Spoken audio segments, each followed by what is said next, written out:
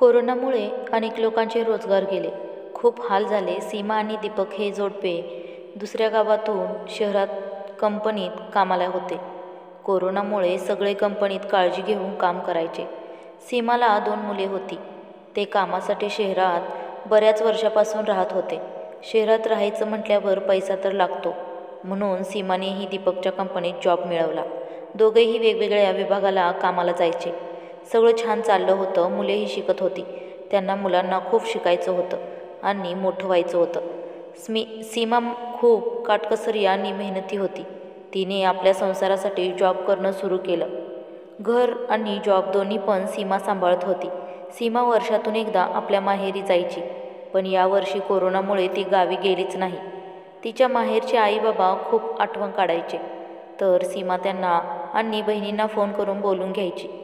तिलाही 2 शब्द आपल्या माणसांसोबत बोलल्याने तिलाही मनाला आनंद वाटायचा. सीमा आणि दीपक आपल्या मुलांसोबत छान राहत होते. सगळं काही सुरळीत चालू होतं. सीमाला कंपनीत खूप मैत्रिणी मिळाल्या होत्या. दीपकही तिच्यावर खूप प्रेम करायचा. तो तिच्या गावाकडचाच होता. मुलांसाठी तोही खूप कष्ट करायचा. रोज दोघे सोबत यायचे जायचे. कोरोनाच्या दुसऱ्या लाटेत पुन्हा कोरोना रुग्णसंख्या वाढल्याने सीमा राहते तो जिल्हा एक जिल्हाबंदी होती. त्यात दोघांनाही कंपनीला महिनाभर सुट्टी मिळाली.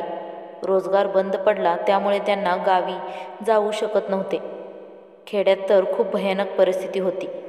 मुलांना घेऊन जाणं, परत काही झालं तर उगाच रिस्क नको, म्हणून दोघांनी इथेच शहरात सुरक्षित राहणं योग्य समजलं. ते काही गावाला गेलेच नाही. सीमाला आणि दीपक आपल्या मुलांसोबत त्यांनी सुट्ट्या घालवल्या. खूप एन्जॉय केलं. त्यांना कामामुळे कधीही सुट्टी भेटत नव्हती. मुलेही आपल्या आईबाबाला घरी बघून खूप खुश होती. सीमाला आपल्या दोन्ही मुलांचा खूप कौतुक होतं. तिला मुली नव्हत्या, पण बहिणीचे मुलीचे खूप लाड करायची. सर्वांची ती लहान आवडती लाडाची मावशी होती. सीमा मुलांना घरचंच खाऊ पिऊ घालत होती. मुलेही आईला सुट्टी म्हटल्यावर तिच्याकडून लाड पुरवून घ्यायची. दोन्ही मुले लहान होती, समजदार होती. त्यांना आपल्या आईबाबाच्या कष्टाची जाण होती. सीमानेही त्यांना नवनवीन पदार्थ करून खाऊ घालायची. शेजारी राहणाऱ्या मैत्रिणीलाही नेऊन द्यायची. आजूबाजूवाल्यांशीही ती नेहमी चांगलंच बोलायची. सगळेच तिचं कौतुक करायचे. लॉकडाऊन संपणार, उद्या कंपनी सुरू होणार, म्हणून सीमाला खूप आनंद झाला. तिच्या मैत्रिणींचीही तिला फोन आले. सगळ्यांनी 1 महिन्यापासून घरी असल्यामुळे कामाला पहिल्याच दिवशी जायचं ठरवलं. सीमाने रोहिणीला फोन करून सांगितलं, तूही ये, म्हणून तिनेही लगेच होकार दिला. दोघांनाही काम सुरू होणार म्हणून खूप आनंद झाला. सीमाने आदल्याच दिवशी तयारी करून ठेवली. सकाळी लवकर निघावं लागे, घाई होऊ नये म्हणून ती आदल्याच दिवशी तयारी करायची. दुसरा दिवस उजाडला. त्या दिवशी सकाळी तिने देवपूजा केली. आपला स्वयंपाक आटोपला. नंतर तिचं स्वतःचं आवरायला सुरुवात केली. पहिलाच दिवस होता कामाचा. चांगली तयारी केली. कोरोनामुळे ती आणि दीपक खूप काळजी घ्यायचे. तिने आज नवीन साडी घातली होती. खूप खुश होती. दीपक म्हणत होता की आपण आज पहिलाच दिवस आहे तर नको जायला, उद्या गेलं तर जमायचं नाही का? सीमाने त्याला म्हटलं, उलट आज पहिला दिवस आहे तर गेलं पाहिजे ना, आणि तसंही आपण महिनाभर घरी होतो. ती खूप हसत आणि सहज बोलून गेली. तिची पहिल्या दिवसाची उत्सुकता, मैत्रिणींना भेटण्याची लगबग, सगळं सीमाच्या चेहऱ्यावर दीपकला दिसलं. तोही तिला नाही म्हणू शकला नाही. दोघेजण गाडीवर कंपनीत पोहोचले. दीपक त्याच्या विभागात निघून गेला. सीमाही तिच्या मैत्रिणींसोबत कामाला तिच्या विभागात पोहोचली. पहिल्याच दिवशी सगळे एकमेकांना भेटून बोलत होते. सगळ्या मैत्रिणीच होत्या. कामासाठी दूरवरून आलेल्या या शहरात एकमेकींना आधारच होत्या जणू. मिळून मिसळून एकमेकींना सांभाळून काम करायचं. सगळ्यांच्या चेहऱ्यावर काम पुन्हा सुरू झाल्याचा आनंद दिसत होता. सीमाचं सगळ्यांनी कौतुक केलं. तिची साडी सर्वांना आवडली होती. सगळे काम करत होते. अचानक कंपनीला दुपारी आग लागली. धुराचे लोटाच्या लोट निघत होते. सर्वत्र गोंधळ, आरडाओरड, जीव वाचवण्यासाठी धडपड, पळापळ सुरू होती. आग खूप भडकली. काही मिनिटातच भडका अडाला.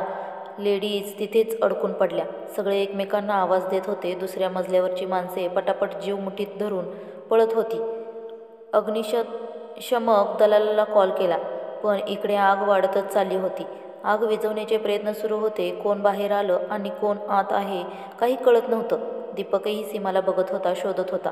इतक्यात ज्वलनशील पदार्थ आत असल्याने स्फोट झाला. दीपक आणि इतर माणसं लेडीजला वाचवायला त्या डिपार्टमेंटकडे जाणार तेवढ्यात स्फोट झाला मोठा. अग्नीने उग्र रूप धारण केलं होतं. त्यात आत जाणं मुश्किल होतं. सगळे तिथेच थांबले. समोरचं दृश्य बघून तर सर्वांचा काळजाचा ठोकाच चुकला. त्यात बऱ्याचशा लेडीज भाजून निघाल्या. जागीच त्यांचा कोळसा झालेला. ओळखूही येत नव्हते. भयानक दृश्य होतं. त्यात दीपकने तर सीमाला स्वतःसमोर राख होताना पाहिलं. सगळं एका क्षणात होत्याचं नव्हतं झालं होतं. आपल्या बायकोला असं पाहून दीपकने हंबरडा फोडला. लोकांनी त्याला रोखलं. अग्निशमक दलाला पाचारण करण्यात आलं. आग विझवण्याचे आटोकाट प्रयत्न सुरू झाले. सगळे लोक जमा झाले. सगळीकडे शोधाशोध सुरू झाली. कोण वाचलंय कोण जिवंत काहीच कळत नव्हतं. 2-3 तासानंतर आग विझवण्यास यश मिळालं. तेव्हा सगळेच मृत्यूदेहाचा कोळसा झालेला होता. दीपकला तर काय करावं कळेना.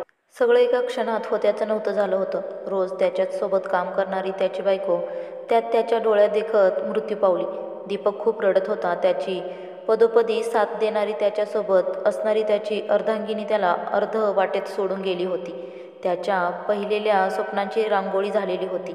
मित्रांनो, ही कथा तुम्हाला कशी वाटली कमेंट करून कळवा आणि आपल्या चॅनलला सबस्क्राईब करायला विसरू नका. धन्यवाद.